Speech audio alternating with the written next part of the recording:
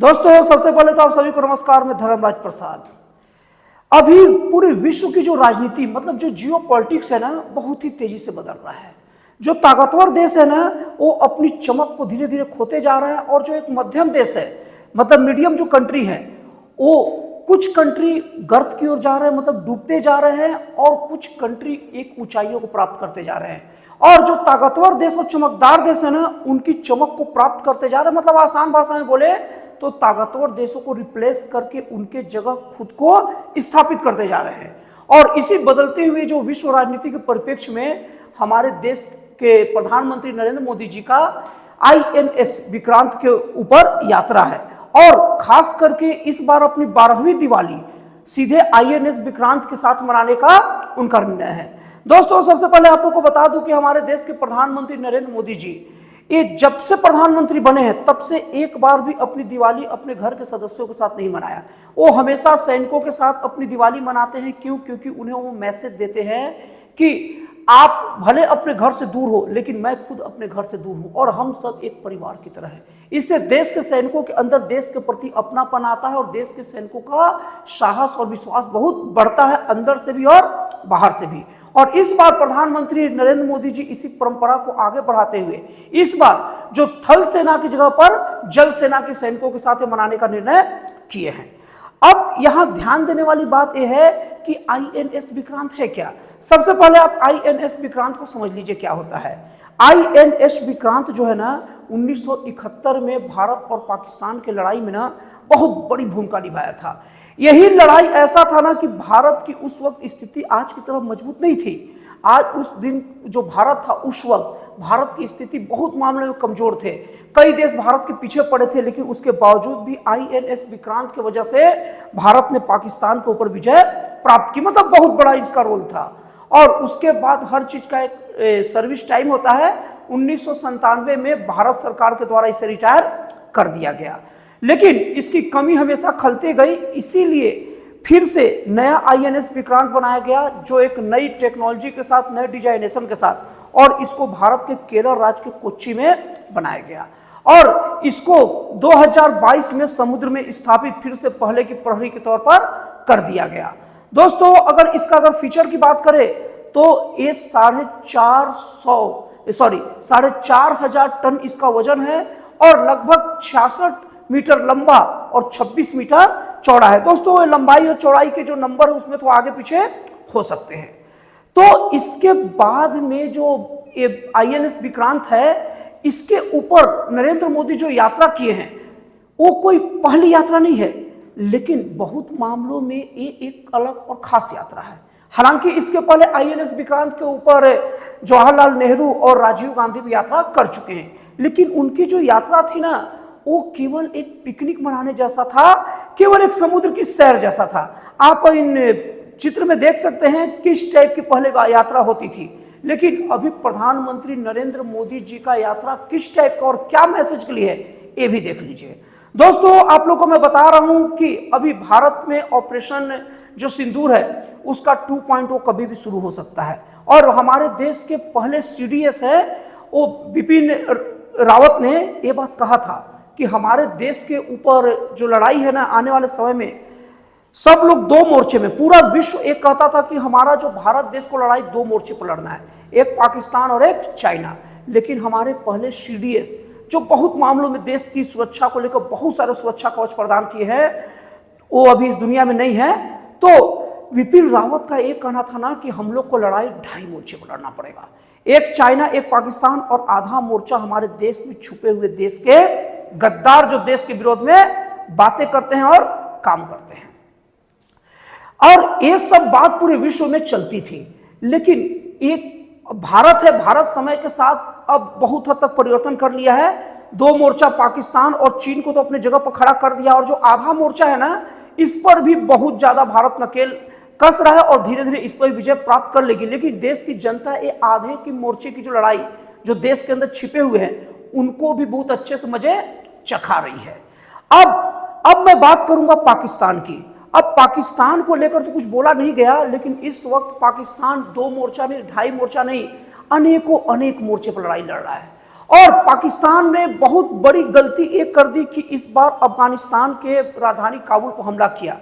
हालांकि दोस्तों बता दूं कि पाकिस्तान ऐसा नहीं कि बहुत बड़ी गलती कर दी उसके लिए मैं बोलना शब्द ही छोटा हो गया है, क्योंकि पाकिस्तान ऐसा देश है ना जो गलती हमेशा करता है और हर गलती आत्मघात की तरह होता है। लोग कहते हैं कि कुल्हाड़ी पर पैर मारना, लेकिन पाकिस्तान कुल्हाड़ी पर पैर नहीं बांधता, पूरा शर्ट कोट खोलता है और एक कुल्हाड़ी को रखता है, उसी पर सीधे कूद जाता है, वो भी धारदार कुल्हाड़ी के ऊपर जिसका धार एकदम खड़ा ऊपर है। अब इसके बाद काबुल के ऊपर हमला कर दिया। अब एक तालिबानी जो सैनिक है ना, अफगानिस्तान के सैनिक, वो उसको कोई कम ना समझे। हालांकि उन सैनिकों के पास है वो हथियार नहीं है, लेकिन इनका हिम्मत वो है ना कि अमेरिका को 2021 में छोड़कर भागना पड़ा था अपने सैनिकों को 2021 में, और ये अफगानी जो सैनिक तालिबानी है ना उस पर झूले झूल रहे थे, कुछ नहीं बिगाड़ पाया। तो इनके पास हिम्मत और गौरीला युद्ध का टेक्निक बहुत तगड़ा है। गौरीला युद्ध जनरली वो सैनिक लड़ते हैं ना जिनके पास हथियार कम होती है, और वो युद्ध अगर साथ लड़ा जाना तो उसका कोई काट नहीं होता। लेकिन अभी अफगानिस्तान जो है वो केवल अपने गौरीला युद्ध पर निर्भर नहीं है, वो भी अब डेवलपमेंट का मतलब समझता है और अपने आप को डेवलप कर रहा है। दोस्तों मैं आप लोग को बता दूं कि अभी उनके जो विदेश मंत्री थे अमीर खान मुत्ताकी, उनका भारत आना, आपको बता दूं कि अफगानिस्तान के जो मंत्री हैं खास करके अमीर खान मुत्ताकी, उनका अभी कहने के लिए तो विदेश मंत्री है, लेकिन अफगानिस्तान की सरकार में उनकी बहुत पकड़ है। जनरली सभी बड़े बड़े फैसले वही लेते हैं और उनकी मर्जी के बिना जल्दी कोई फैसला नहीं होता, और उनके ऊपर बहुत बड़ा प्रतिबंध लगा था। और अफगानिस्तान के अभी जो तालिबानी शासन के स्थापना के 4 साल बाद जब उनको थोड़ा सा छूट मिला तो सबसे पहले भारत आए हैं।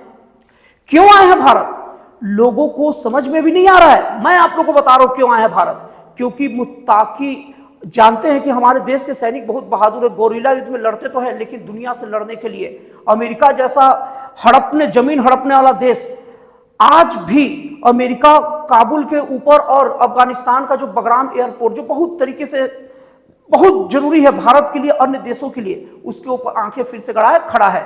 तो मुत्ताकी ये बात जानते हैं और उन्हें पता है कि आधुनिक हथियार की जरूरत पड़ेगा। तो मुत्ताकी भारत से ना एग्रीमेंट करके करने आए हैं कि हमें आधुनिक हथियार मतलब दीजिए और उसे चलाने का मतलब ट्रेनिंग के लिए भी इंजीनियर भी भेजिए, सैनिक को भी भेजिए। और दोस्तों आप लोगों को बता दूं, अमेरिका जब भागा था ना तालिबान को छोड़ के बगराम एयरपोर्ट को, एयरबेस को, तो अपने 6 से 7 बिलियन डॉलर के हथियार छोड़ गया था। और वो हथियार चलाने के लिए खास ट्रेनिंग की जरूरत पड़ती है, और वो हथियार भारत के सैनिक चलाना जानते हैं। तो मुत्ताकी उन्हीं के लिए भारत आए थे कि हमें वो हथियार चलाना सिखाइए, फिर मैं पाकिस्तान का कैसे गुर्दे लाल करता हूं। हालांकि अभी अफगानिस्तान के लिए पाकिस्तान को गुर्दे लाल करने के लिए उन हथियारों की जरूरत नहीं है, तुम सैनिक रखो सब कुछ निपटा लेगा, ऐसे ही नहीं है। लेकिन वो इसलिए कर रहे हैं ना क्योंकि अब तालिबान है, वो भी जानता है कि दुनिया के ऊपर अब मतलब राज करने के लिए, दुनिया के ऊपर राज करना गलत है, अपने देश में सरवाइव कम से कम करने के लिए ना मुझे भी आधुनिक हथियारों की जरूरत पड़ेगा। तो वो अब विकास और आधुनिक हथियारों का मतलब समझ लिए। लेकिन पाकिस्तान जो कितने साल पहले परमाणु हथियार रख चुका है और उसकी इतनी उन्नत सेना के बावजूद भी ये बकलोली क्यों करता है कि एक चीज थोड़ा सा तो समझ में नहीं आता कि अगल बगल के देशों से अच्छे रिश्ते बनाना क्यों जरूरी होता है। आतंकवादियों को पालना देश में कितने खतरनाक होता है। हालांकि तालिबान का स्थापना एक आतंकी संगठन के रूप ही किया गया पहले में, लेकिन अब वो धीरे धीरे उसको एक विकासात्मक रूप की ओर आगे बढ़ा रहा है। अब मैं पाकिस्तान की बात करता हूं तो पाकिस्तान कई मोर्चे पर घिरा है। सबसे पहली बात अभी मैंने आपको तालिबानी मोर्चा बताया जो जबरदस्ती का उसका लिया हुआ है, उधारी लिया हुआ है। दूसरा मोर्चा क्या है कि पाकिस्तान के एक जो खैबर पख्तूनख्वा के लोग अपने आप को पख्तून कहते हैं, उनके ऊपर रातों रात अपने ही देश के ऊपर हमला कर दिया। ये उसकी दूसरी बड़ी गलती है। दोस्तों आप लोगों को मैं बता दूं कि खैबर पख्तूनख्वा के लोग जो खुद को पख्तून कहते हैं, उन लोग 1000 साल से ना केवल लड़ना ही जानते हैं। लड़ना और हिंसा दो ही उनका काम है, इसलिए उनसे आप जीत नहीं पाओगे। वो आपको एक राज्य को अलग निगलने के चक्कर में है। और ये तो लड़ाई की बात है। अगर पॉलिटिकल भी बात किया जाए ना तो इमरान खान को जो जबरदस्ती चुनी हुई सरकार को आप जेल में डाले हो ना, वो बैठे बैठे ही अफरीदी को मुख्यमंत्री बना दिए खैबर पख्तूनख्वा का। आपका पहले का मुख्यमंत्री हट गया और जो अफरीदी है ना, ये अपना खैबर पख्तूनख्वा के मुख्यमंत्री जो उसका जिनके बारे में बताया, वो पाकिस्तान के पक्के विरोधी हैं। उसके बाद बलूच लिबरेशन आर्मी, बलूचिस्तान जो आपका सबसे बड़ा राज्य 44% आपका एरिया रखता है, एकदम रेयर अर्थ मिनरल और खनिज संपदा और ग्वादर बंदरगाह का प्रमुख अड्डा है, लेकिन वो खुद बलूच लिबरेशन आर्मी आपके पीछे पड़ा है। कैसे बचोगे? और एक राज्य बचा सिंध, तो सिंध के लोग भी ना अपने आप को पाकिस्तानी जल्दी नहीं कहलाने चाह रहे हैं, तो पंजाब तक सिमट जाओगे तो देख लीजिए पाकिस्तान कितने मोर्चे पर घिरा हुआ है। और इसके बाद में अभी भी पाकिस्तान ना भारत के ऊपर आंख दिखाता है, और आंख दिखाता नहीं है, एक्चुअली पाकिस्तान की आदत है ना कि जब तक उसके ऊपर 2-4 हमले नहीं कर लोगे ना, तब तक उसे चैन नहीं आता है। और आप लोग को बता दूं कि ये जो INS जो विक्रांत है, जिसकी मैं बात अभी शुरुआत में कर रहा था, वो विक्रांत पर नरेंद्र मोदी जी का मतलब 12वीं दिवाली मनाने का एक साथ कई मैसेज है। एक तो अपने नेवी के जो सैनिक है उनको प्रोत्साहित कर दिए, जो पूरे नेवी के जो भी अपने जल सेना के जो लोग हैं उनको तो पूरा प्रोत्साहित किया। दूसरे तरीके से ये मैसेज दे दिया ना पाकिस्तान को कि ज्यादा उड़ो मत। 1971 में जब हमारा INS विक्रांत इतना ज्यादा एक्टिव नहीं था, तब क्या किया, अब तुम्हारा कराची एयरपोर्ट जो है, कराची जो एयरपोर्ट और दूसरा आपका सी पोर्ट, दोनों के दोनों हमारे कब्जे में है। ज्यादा उड़ोगे ना तो लैंड लॉक कंट्री बना दूंगा। दोस्तों, लैंड लॉक कंट्री उसको बोलते हैं इनका समुद्र से कोई अड्डा नहीं है, मतलब पूरे के पूरे पाकिस्तान का समुद्री भाग को अपने नियंत्रण में कर लूंगा। और तुम्हारा जो अभी जो नया जो बने हैं ना अब्बा अमेरिका, वो भी कुछ नहीं बिगाड़ पाएंगे। अमेरिका कुछ भी नहीं बिगाड़ पाएंगे। और दूसरी चीज, अभी बांग्लादेश में जो तख्ता पलट करने वाला मोहम्मद यूनिस, जो अपने आप को बहुत बड़ा बांग्लादेश का रणनीतिकार बोलता है और अपने आप को अघोषित प्रधानमंत्री समझता है, उसने एक बार बहुत गंदा बयान दिया था भारत को लेकर। हालांकि वो पछता भी रहा होगा ऐसा बोल क्यों दिया। चीन में जाकर बोलता है वो बकलोल कि हम उस समुद्र के राजा है, और भारत के जो 9 राज्य हैं, 7 राज्य हैं, 7 बहनें बोलते हैं, उन 7 बहनों को बोलता है लैंड लॉक है। अरे बकलोल, तुझे को पता होना चाहिए कि भारत का हर राज्य एक दूसरे से कनेक्टेड है। अगर असम को, अरुणाचल प्रदेश को समुद्र की जरूरत होगा ना, तो उसके लिए रास्ता खुला है भाई। बंगाल का रास्ता खुला है, कलकत्ता का रास्ता खुला है, वहां से अपना एक्सपोर्टिंग करेगा। तू क्या समझ के रखा है कि वो अलग है क्या? वो एक साथ है और लैंड लॉक नहीं है। लेकिन अगर यही तेरी दोबारा बयानबाजी हुई ना, तो चट्टगांव एयरपोर्ट और सी पोर्ट दोनों को कब्जाते हुए ना INS विक्रांत को समय नहीं लगेगा। मतलब पाकिस्तान और बांग्लादेश दोनों को औकात दिखा देगा और बता देगा कि लैंड लॉक कंट्री होते क्या चीज है। एक बार और वो बकलोल यूनिस बयान देकर तो देखे, ये उनका मैसेज था। अब इसके बाद में और आपको बता रहा हूं, भारत के लिए सबसे बड़ी उपलब्धि ये है ना कि आज ये बात देश में जो विकास हो रहा है, और कुछ मोदी विरोधी तत्व हैं जिनको मोदी विरोध के आगे इतना सोए रहते हैं, मेरे वीडियो में अनशन कमेंट भी करते हैं, और वो कमेंट ना बकलोली वाला भर करते हैं, इसलिए वो उनकी बात को जवाब नहीं देना चाहता, उनको जल्दी हाइड भी कर देता वो बकलोल लोग को। ढंग का सवाल तो पूछो। तो वो जो लोग मोदी का विकास नहीं देख सकते और वो इतने अंधे हो गए ना कि देश का विकास नहीं देखता, अब उन लोग की तो बात अलग है। लेकिन मैं आप लोग को बता दूं कि अभी विश्व के बड़े बड़े 20 देश भारत के नेवी से ट्रेनिंग लेने के लिए इच्छुक हैं। और आपको बता दूं, ये मोदी विरोधियों को अच्छा नहीं लगेगा। हो सके ना तो जो लोग मोदी के अंधे विरोधी हैं ना, वो यही से निकल जाओ भाई। जनहित में मेरे को बताना जरूरी रहता है, नहीं तो आप लोग 3-4 दिन तो परेशान रहोगे, बहुत गंदा आप लोग को लगेगा। आप लोग यहाँ से बंद कर दीजिए, मत देखिए। और जो लोग देश के विकास से खुश होते हैं ना, वो देखिए आपको बहुत मजा आएगा, बहुत मजा, मतलब दिल को सुकून मिलेगा, मजा आएगा। तो क्या है ना कि अभी 20 देशों में इंग्लैंड जो देश है ना, वो भारत की, वहां की नेवी भारत की नेवी से ट्रेनिंग ले रही है। बता रहा हूं, आप सर्च करिए कहीं भी, बेमतलब का बात बोलता ही नहीं हूं, और बिना सर्च किए कोई बात नहीं बोलता, बिना रिसर्च किए और सर्च किए।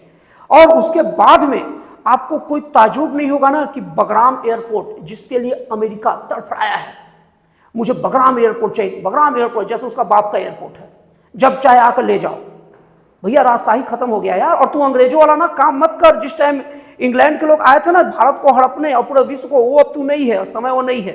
तो वो बकलोल चाहता है अमेरिका ना, खास करके राष्ट्रपति ट्रंप, वो क्या चाहता है ना कि बगराम एयरपोर्ट को कब्जा लूंगा। बगराम एयरपोर्ट से पाकिस्तान भी पास पड़ेगा, चाइना भी पास पड़ेगा, भारत भी पास पड़ेगा, ईरान भी पास पड़ेगा, सबको ऊपर राज करूंगा। अरे भाई दुनिया बदल चुका है। अब बगराम में वही तालिबानी राज है जो तेरे को बिना हथियार के खदेड़े हैं और तेरे हथियारों की ट्रेनिंग भारत के सैनिकों से ले रहे हैं। और आने वाले समय में कोई ताजुब ना करिएगा कि बगराम एयरपोर्ट को भारत को सौंपेगा तालिबान, और एक कहते हुए सौंपेगा कि मेरे आप एयरबेस का उपयोग ना सभी सैनिकों को ट्रेनिंग देने के लिए करिए, मेरे सैनिकों को भी ट्रेनिंग दीजिए, और उसके बाद अन्य देशों की जो ट्रेनिंग है ना वो बगराम एयरपोर्ट पर दीजिए ना। तो ऐसे उसका ही विकास होगा और उनके सैनिक भी बढ़ेंगे और देश का नाम भी होगा। और आपको बता दूं, भारत में ट्रेनिंग सभी अन्य देशों का हो रहा है, लेकिन वो भी भारत के अंदर हो रहा है। और भारत के बाहर अगर बगराम एयरपोर्ट पर ट्रेनिंग होना तो उसकी बात और कुछ रहेगी। और वहां बहुत सारे रेयर अर्थ मिनरल भी है जो देश के विकास के लिए बहुत जरूरी होते हैं। और अभी अफगानिस्तान के जो अभी बताया था विदेश मंत्री अमीर खान मुत्ताकी का भारत आने का उद्देश्य भी यही है, यही सब करके गए हैं। इसलिए ज्यादा सोचो विचारो मत। तो उसके बाद में ये जो INS विक्रांत के जो यात्रा है ना, वो मोदी जी का एक तीर से असंख्य निशाने मारे गए हैं। तो दोस्तों आपको ये विश्लेषण कैसा लगा और आपको INS विक्रांत की ये ताकत कैसा लगा, प्लीज कमेंट करके बताइएगा। और दोस्तों मेरे वीडियो से आपको जरा भी संतुष्टि या खुशी मिली हो ना, तो हाथ जोड़ के रिक्वेस्ट है, एक बार भारत माता की जय जरूर लिखिएगा। तो फिर मिलते हैं अगले वीडियो में नए, एक जन कल्याणकारी और एक राष्ट्रवाद से प्रेरित नए विचारों के साथ।